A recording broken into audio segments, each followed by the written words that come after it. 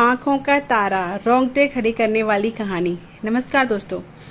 एक कपल युगल को शादी के 11 साल बाद एक लड़का हुआ। वे बहुत ही प्रेमी कपल थे और उनका लाडला उनकी आंखों का तारा था।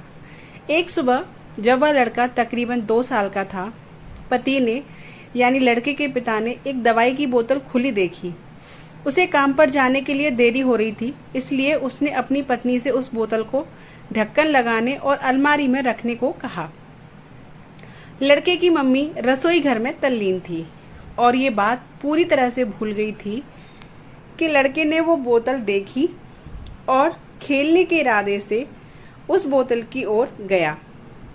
बोतल के कलर ने उसे मोह लिया था, इसलिए उसने उसमें की दवाई पूरी पी ली थी।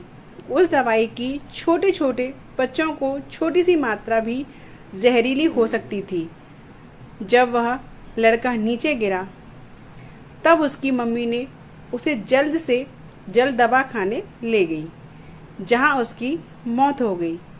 उसकी मम्मी पूरी तरह से हैरान हो गई थी। वह भयभीत भी हो रही थी कि कैसे वो अब अपने पति का सामना करेगी। जब लड़के के परेशान पिता दवाखाने में आए तो उन्होंने अपने बेटे का मृत शरीर पाया और अपनी पत्नी की ओर देखते हुए सिर्फ 4 शब्द कहे। आपको क्या लगता है कौन से होंगे वो शब्द 4? पति ने सिर्फ इतना ही कहा, आई लव यू डार्लिंग। उसके पति का अनपेक्षित व्यवहार आश्चर्यचकित करने वाला था। उसका लड़का मर चुका था, वो उसे कभी वापस नहीं ला सकता था और वो उसकी पत्नी में भी कोई कमी नहीं ढूंढ सकता था। इसके अलावा आगे उसने खुद ने यह बोतल उठा के बाजू में रख दी होती तो आज उसके साथ यह सब ना होता। वो किसी पर भी आरोप नहीं लगा सकता था। उसकी पत्नी ने भी उनका इकलौता बेटा खो दिया था। उस समय उसे सिर्फ अपने पति से सहानुभूति और दिलासा चाहिए थी और यही उसके पति ने उस समय उसे दिया। कभी कभी हम इसी समय में व्यर्थ कर देते हैं कि परिस्थिति के लिए कौन जिम्मेदार है या कौन आरोपी है।